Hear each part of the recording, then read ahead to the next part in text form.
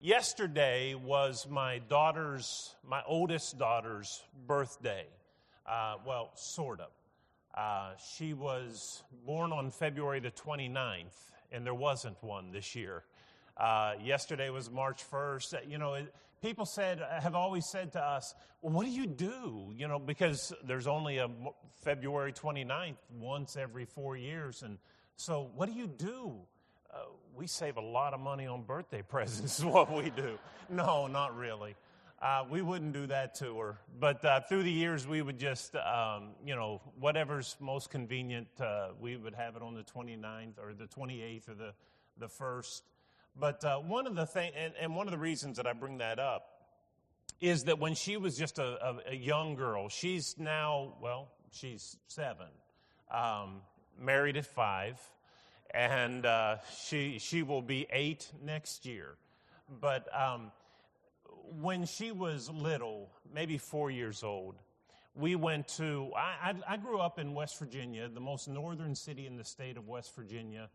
Sometimes people can't get there. West Virginia, who knows about that from Oklahoma? We're on the same latitude line as New York City. It protrudes up quite a bit, that northern panhandle, and we're close to Lake Erie and all those kind of things. But anyway, there was a little place in Ohio just west of where I grew up, about an hour, called Geauga Lake. And they had a SeaWorld at Geauga Lake, and they had a theme park right next to it. In the middle of the United States, there was a SeaWorld.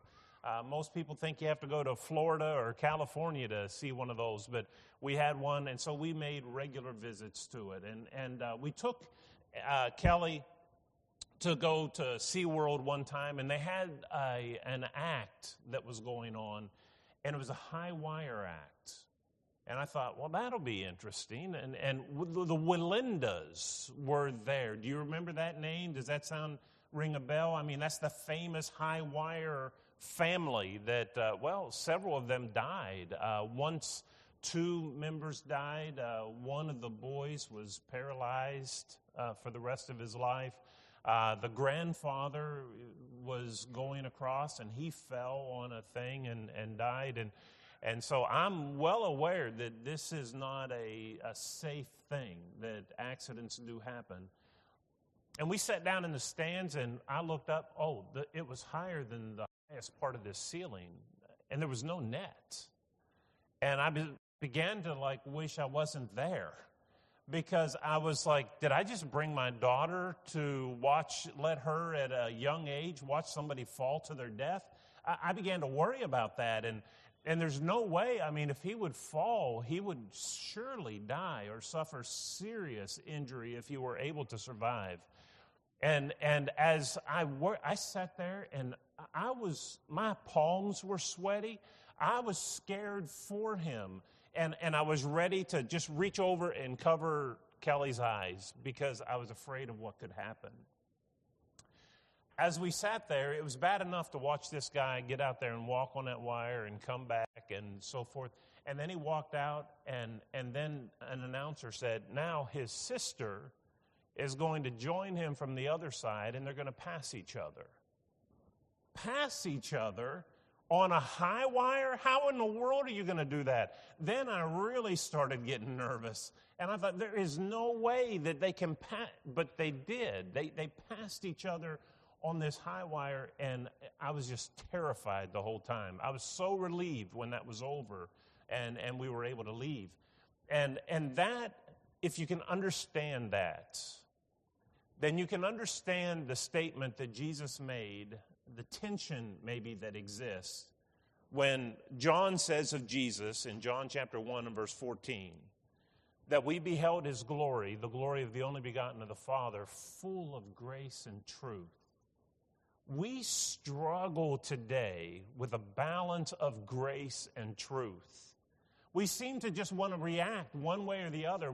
We're all about truth, and we don't treat people kindly, or we're all about grace and we just disregard the truth.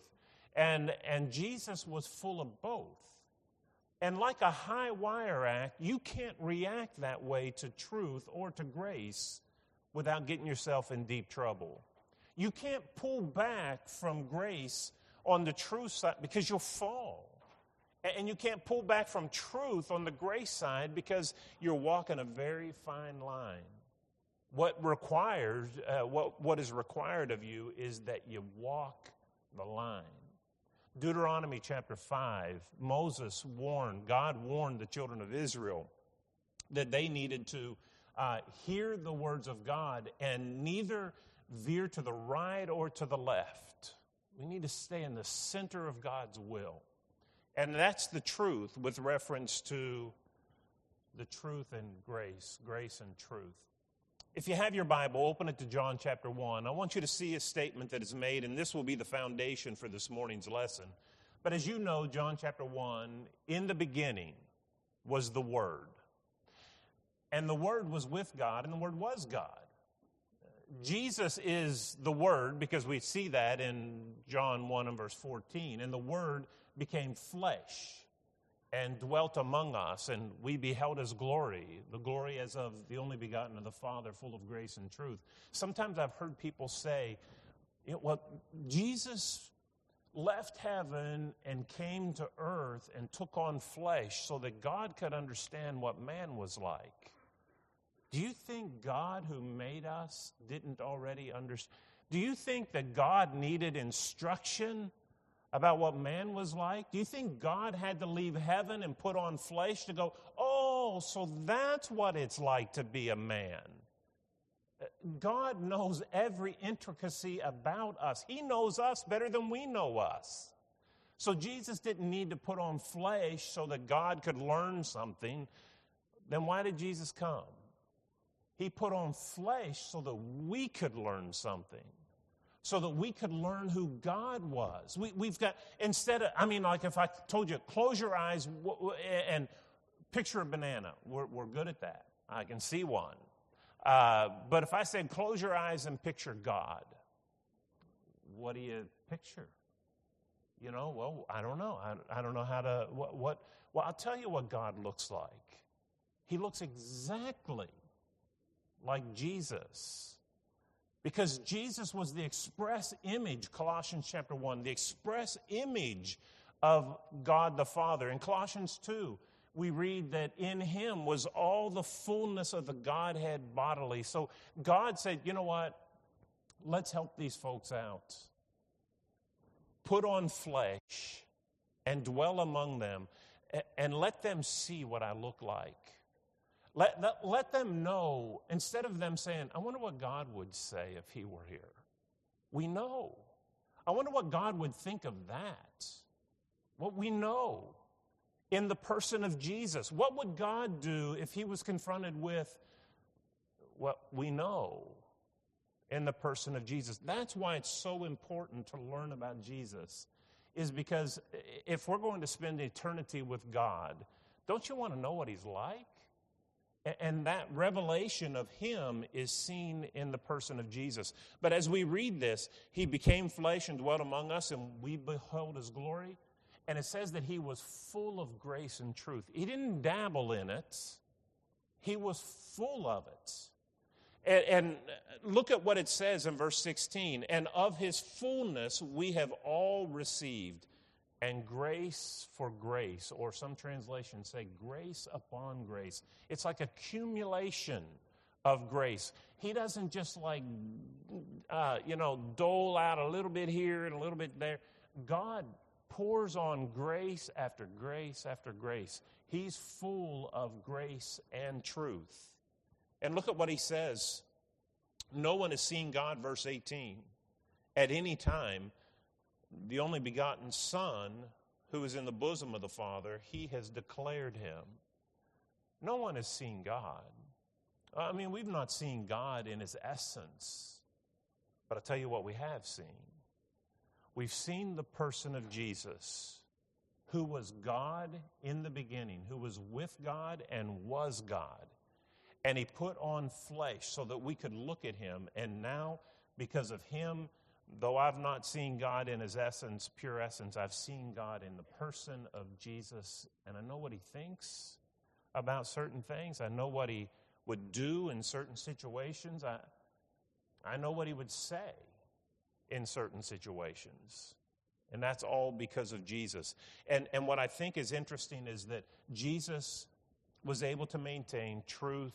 It doesn't say he had a little bit of grace and he was full of truth. And it doesn't say he had a whole lot of grace and had a little truth. He was full of grace and truth. He was able to walk that tightrope and be just fine with it. We, not so much. We struggle. I want to be gracious. I want to stand for the truth. Sometimes we don't know how to do that, and it looks a little messy as we try to live it out in our lives. And what I'm going to get to, I want to give you some examples of how this looks messy, and then I want to tell you how you can do it better by just looking at God in the flesh. That's the purpose of John. And so here's what we sometimes do. We swing to extremes between grace and truth. I know that I'm supposed to have a balance, but man, it's just hard. And there are people who, because of their emphasis on truth, they de-emphasize grace. Oh, they wouldn't acknowledge that or wouldn't say, well, that's what I've set out to do, but that's what they end up doing. And let me give you an example. First of all, John 8 and verse 32 says, you shall know the truth, and the truth will set you free. Truth is important, folks. Don't sell it short. You can't get free from your sins without obedience to the truth. And we need to conform our lives to truth, and it's truth that sets us free, and we need to be free or we're lost. So, yeah, truth is really important, but not to the exclusion of grace. A few years ago, I was teaching a Bible class. Well, actually, it was my junior year of college. I was in Michigan. I had been hired as a summer youth intern up there, and I got some experience. And I was teaching an adult class, which was way over my head. I was scared to death. And there was a man in the congregation who just about maybe 3 weeks before, his wife was a member of the church, but he was not and had not been for all of his life. And he got down to where he learned he was dying. There are different things that drive people and motivate people to obey the gospel, and I'm not going to dismiss any of them as valid reasons. Hey, looking death square in the face can sober you up and make you say, what have I been doing? I've got eternity to deal with. And it sobered him up, and he said, I need to obey the gospel. And this man obeyed the gospel, and then, just a week or two more, he passed away. So, he spent his whole life, wasted his whole life in selfishness, and then came to Christ at the end and, was saved. We were sitting in Bible class one morning. Well, a lady was sitting in Bible class one morning. I'm just a junior in college trying to learn how to teach a little bit, and we're doing something out of a book and completely off topic. This lady raises her hand, and I had been there long enough that summer to know she was a little bit difficult.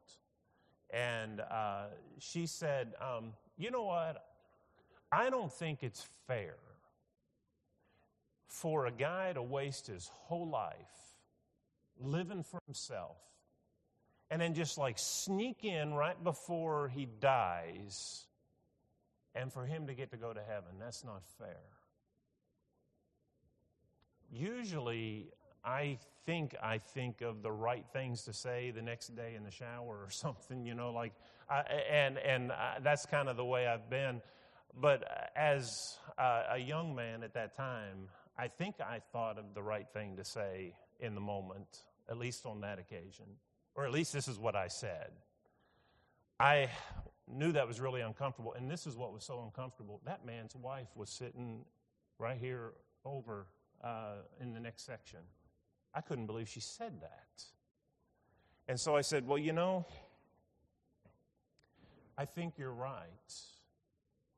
A person doesn't deserve to go to heaven wasting their life and coming to God at the very end, the 11th hour. That person doesn't deserve to go to heaven. But neither do people like you. Well, boy, that kind of set her back. But is it not true? No one deserves to go to heaven. It doesn't matter if you give your whole life to God. If you obey the gospel when you're 12 years old and you live as faithful as you can until the day you die, you don't deserve to go to heaven. It's by the grace of God that you get to go to heaven. And a person who comes in at the 11th hour, he doesn't deserve to go to heaven any more than the guy who's spent his whole life. Have we forgotten the parable in Matthew chapter 20 of the laborer who sent out people at the different times of the day, and they worked, and some worked longer than others, but they were all rewarded? That woman had a problem with grace.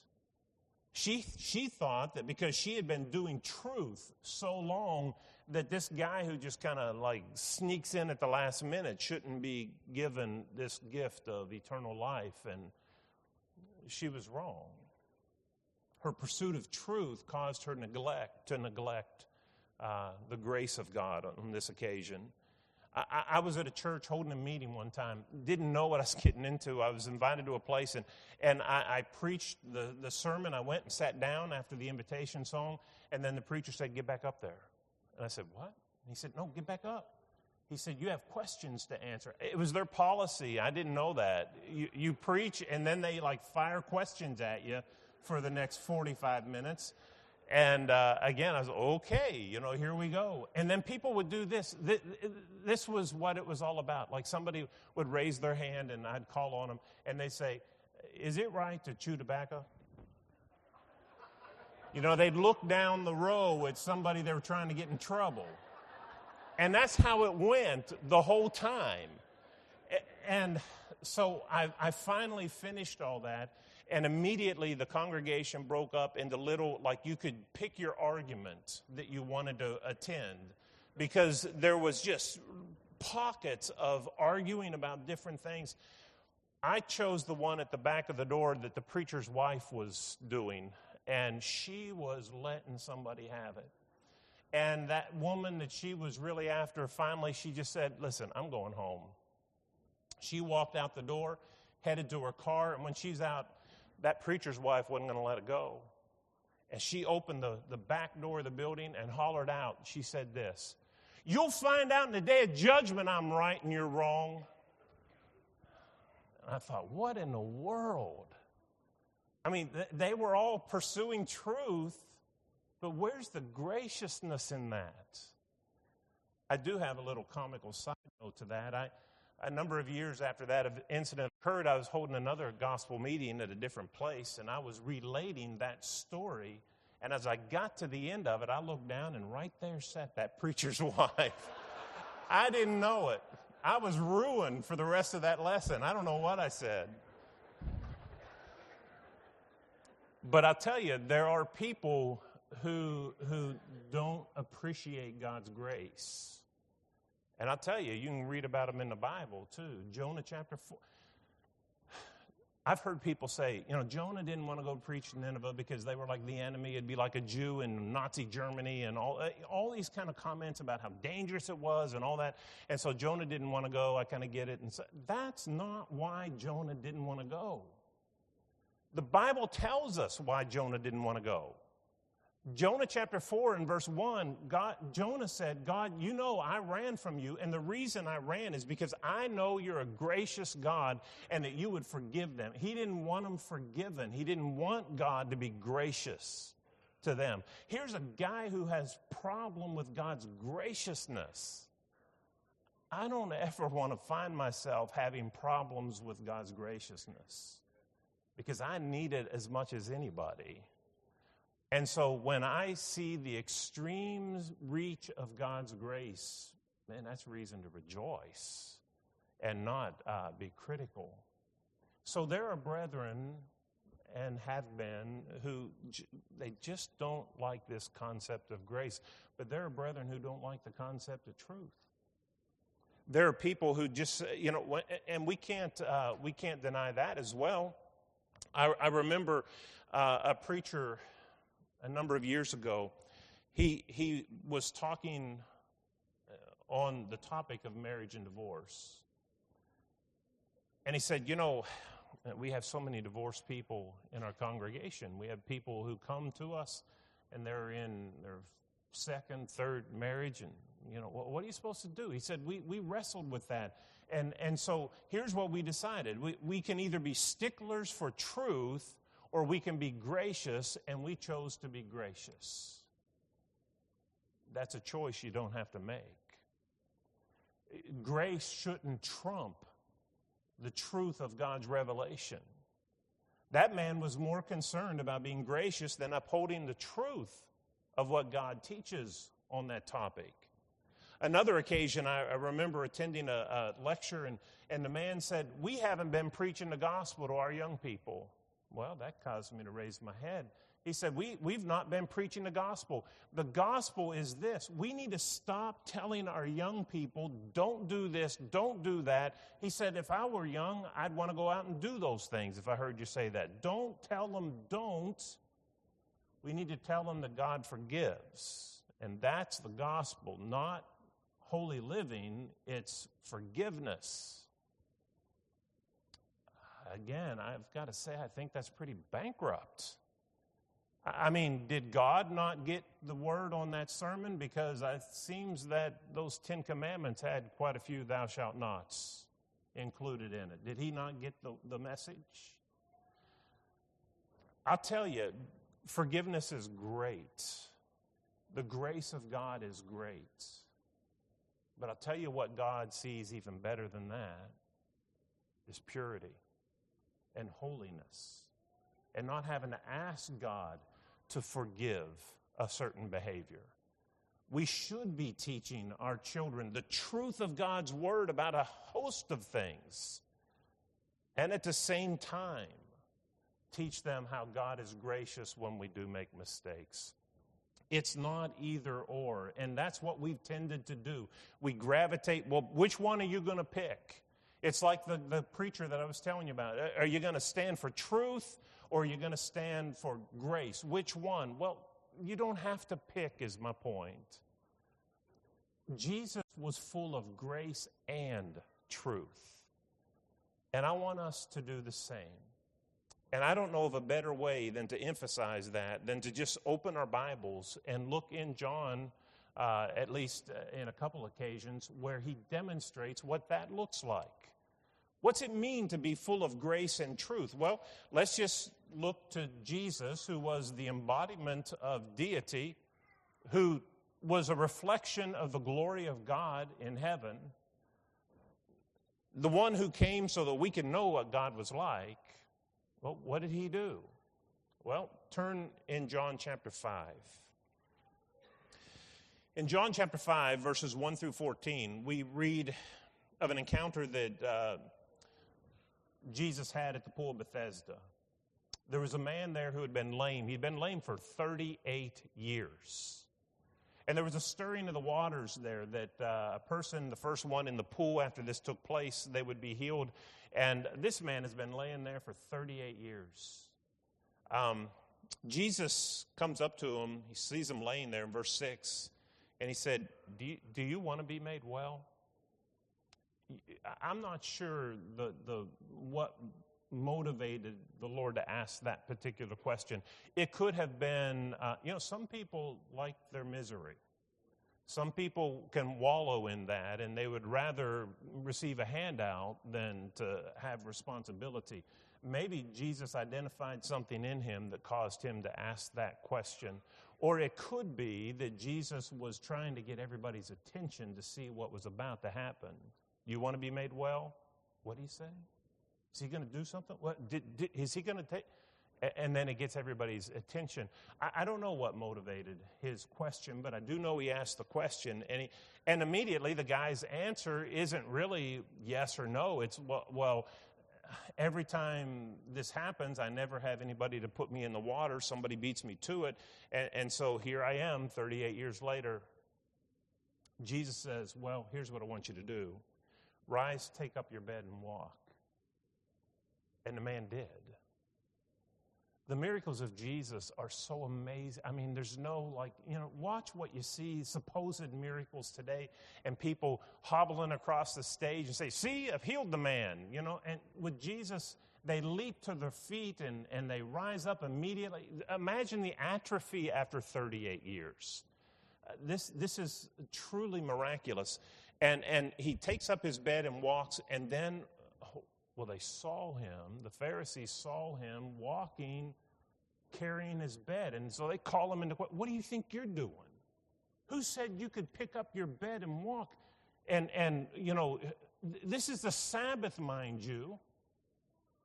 And he said, I don't even know the name of the guy who did this for me. But he told me, he healed me, and he told me to take up my bed and walk, and here I am, I'm doing what he said. Isn't it interesting that the religious leaders of his day, there's nothing in the law that prohibited taking up one's bed. It was forbidden in the Talmud, the Jewish traditions, but Jesus didn't command a guy to violate the law. Remember, he was full of truth. So if they come saying that what Jesus told you to do isn't right, they're wrong, because Jesus was full of truth. So what he commanded the man to do was within the bounds of the laws on the Sabbath. But here's what I find interesting. Those guys can't even say, man, I'm so happy for you. I've seen you. I mean, you've been here for as long as I remember. And this man has restored your health.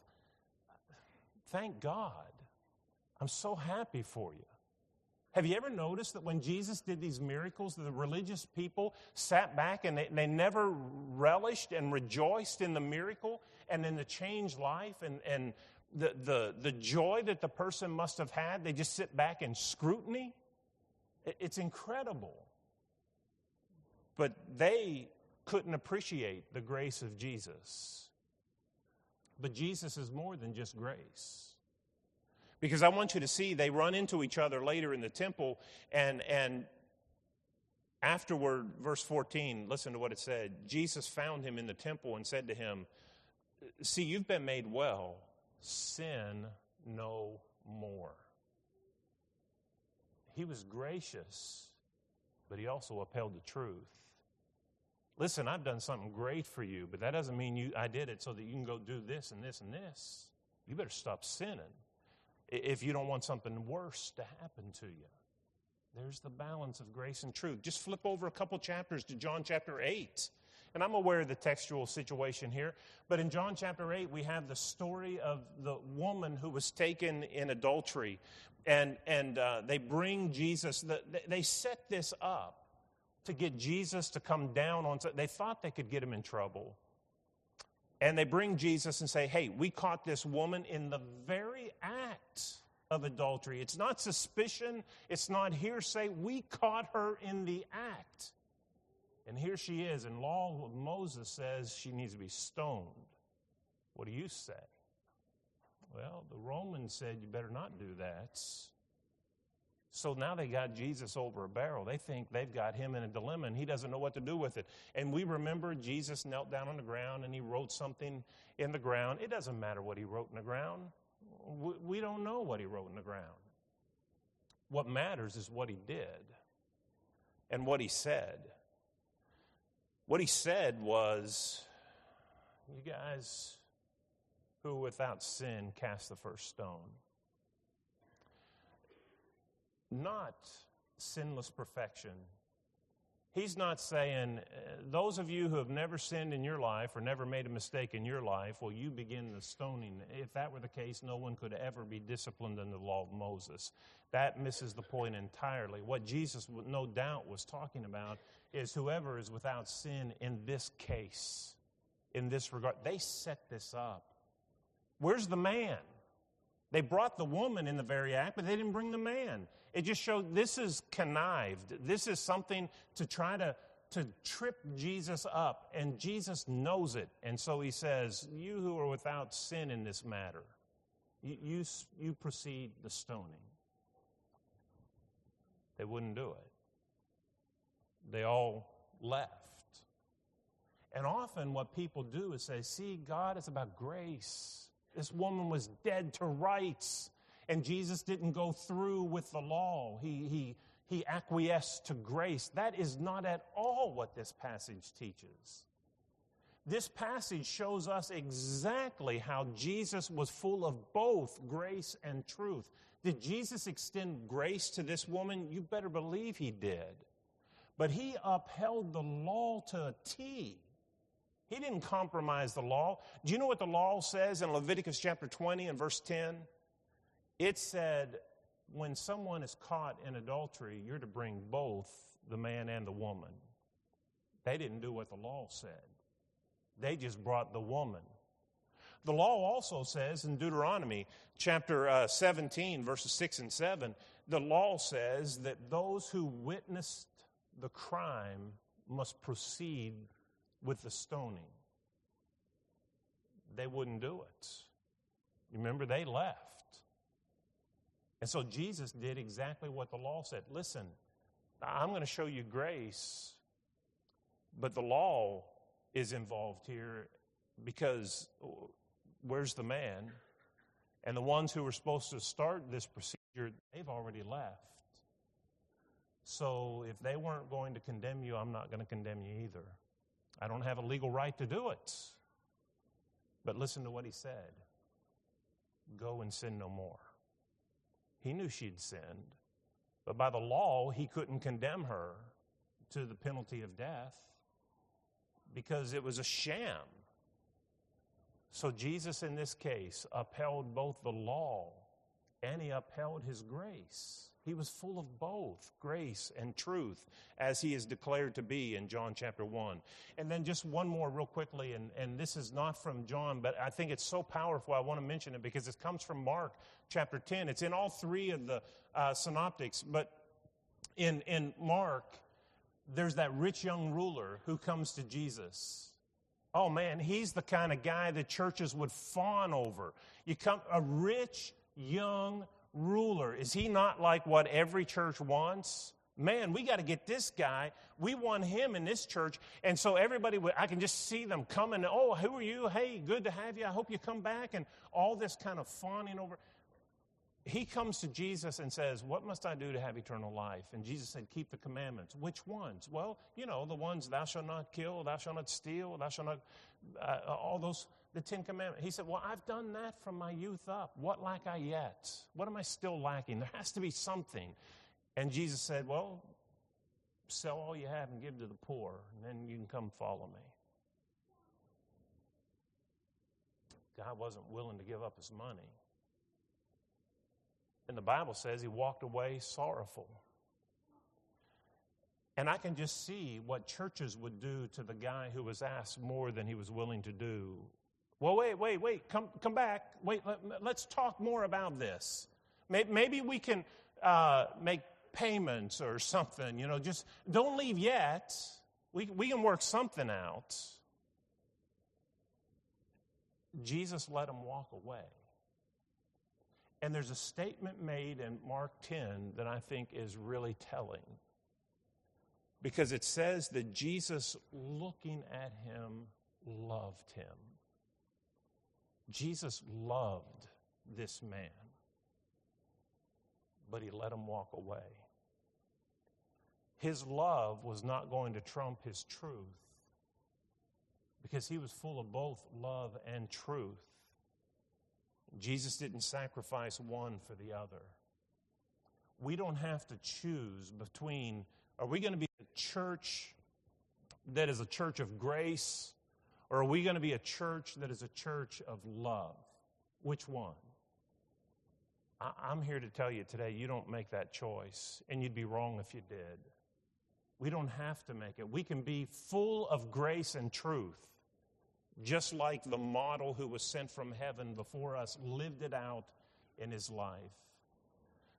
Sometimes people measure things in funny ways. And I want you to notice this about this man too. This is not just some acquaintance that comes up to Jesus on the side of the road and has this discussion, and it's like, I've never met him before in my life. What's he to me? He's not upset. That's not the... Jesus was his creator. He was this man's maker. He had an investment in this man that he loved, but he wasn't going to set aside truth for him. He loved him, but he maintained truth. Do you know that in all the sermons that Jesus ever preached, in all the parables that he ever taught, in all the miracles that he ever performed, in all the one-on-one discussions that he had with people in the gospel accounts that we have recorded, do you know that in all of those combined, Jesus never once used the word grace? Would you accuse Jesus of not being a graceful preacher? I sure wouldn't. Don't count the number of times I say the word grace or the word cross or the word whatever to determine whether I believe in something or not. That's not where it's measured. Jesus was full of grace and truth. He didn't speak the word grace, but he lived it. And he showed people what it looks like. And that's what we're left with today. Jesus, as our example, the one who reflected the glory of God, who put on flesh and dwelt among us so that we would know what God was like. He was full of grace and truth, and that's exactly what we should be as well. Don't get out of balance. Don't swing to one side to the other. Neither side is better than the other. It's just as wrong on both sides of the road to be in the ditch. Let's appreciate and let's work toward being men and women full of grace and truth.